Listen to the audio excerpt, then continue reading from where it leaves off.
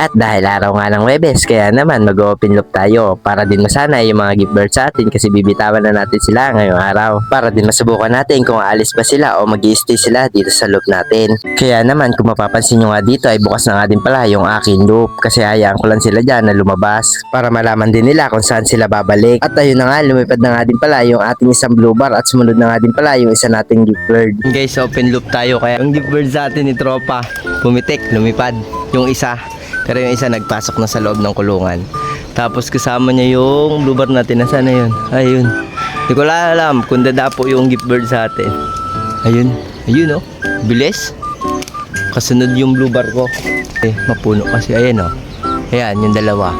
Yan yung gift bird sa akin ni Tropa yung nasa unahan. Tapos yung blue bar ay sa akin yun.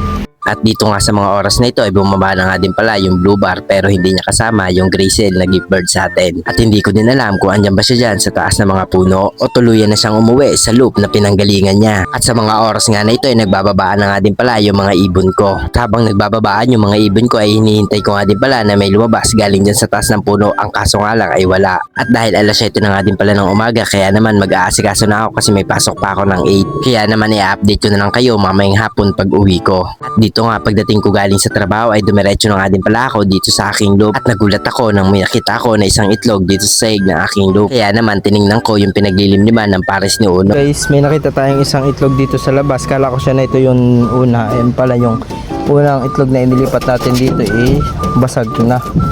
Siguro kahapon pa to basag kasi tuyo na. Tapos siguro nag-itlog siya ngayon dito sa labas kaya nabasag din. At dito nga sa mga oras na ito ay bago ko sila pakainin, pinalabas ko muna silang lahat para naman masubukan ko kung papasok sila pag gutom sila. Sa taas niya, pasukin natin.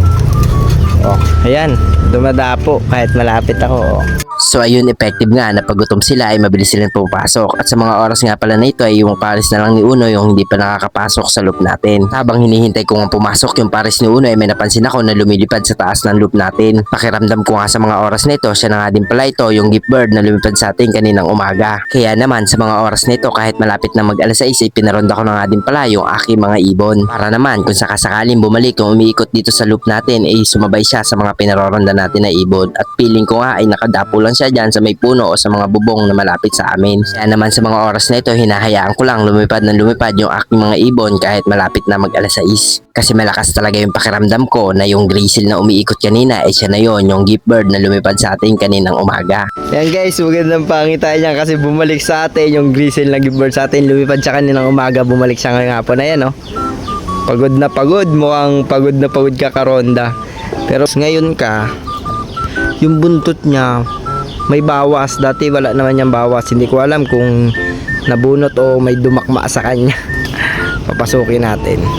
At dito nga sa mga oras na ito, alas 9 na nga din pala ng gabi. Ang kaso nga lang ay hindi pumasok yung grizzle na bumalik sa atin kanina. At ang masistika pa nito ay kasama nga din pala niya yung isang gift bird sa atin at yung isa pa nating young bird. Kaya naman i-update ko na lang kayo bukas kung papasok ba ito sa loop ko o alis ito ulit.